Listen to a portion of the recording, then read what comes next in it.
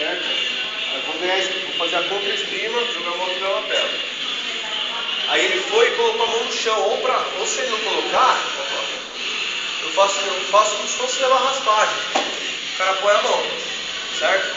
Aí eu venho aqui, ó. O que ele apoiou? Eu venho por aqui. Olha lá, ele tá com a mão no chão. Eu vou apoiar meu pé na cintura. Agora eu venho por aqui, ó. Pegando o cotovelo dele, puxar, puxo o quadril pra lá, ó.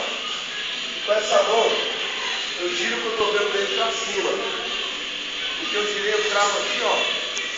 Apoio e puxo pra mim, ó. Certo? Eu não faço aqui.